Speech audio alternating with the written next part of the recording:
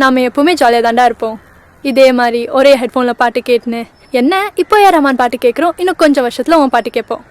என்ன நான் போடுற ஃபஸ்ட்டு பாட்டு உன்னை பற்றி தான். இந்த பாட்டு எனக்கு ரொம்ப ஸ்பெஷலான ஒரு பாட்டு. ஏன்னா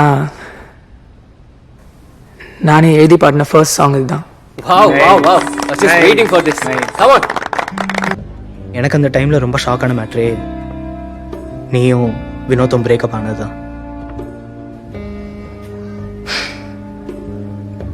நீங்கள் 2 பேரும் மேட் ஃபார் ஈச் அதர்ன்னு தான் நினச்சேன். கனவுல கூட நினச்சி பார்க்கல நீங்கள் 2 பேரும் பிரிவீங்கன்ட்டு.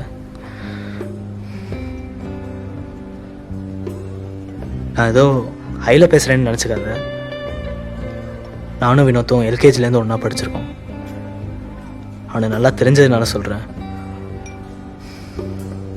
அவன் இது வரைக்கும் எவ்வளோ பொண்ணுங்களை மீட் பண்ணியிருக்கான், பழகியிருக்கான், எல்லாம் எனக்கு தெரியும். ஆனால் யார்கிட்டையும் உன்கிட்ட கிடச்ச கம்ஃபர்ட்டும் அட்டாச்மெண்ட்டும் கிடச்சதில்ல.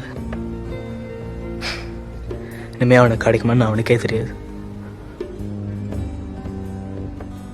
ஏய் சாரி, இதெல்லாம் நான் உன்கிட்ட சொல்லக்கூடாது. பட் ஏதோ சும்மா சொல்லணும்னு தோணுச்சு. தப்பாக நினச்சிக்காதுண்ணே. நான் உன்னை தப்பாக நினச்சிப்பேனா? என்னடா பேசுகிற? என்னோட கனவு, ஆம்பிஷன் எல்லாமே ஒரு பெரிய மியூசிக் டைரக்டர் ஆகணும் தான். பட் நான் நினச்ச மாதிரி என்னால் ஒரு மியூசிக் டைரக்டர் ஆக முடியலை. ஆனால் இன்னை வரைக்கும் அதை நினச்சி நான் ஒரு செகண்ட் கூட கஷ்டப்பட்டதில்லை. ஏன்னா ரேகா என் கூட இருக்கா.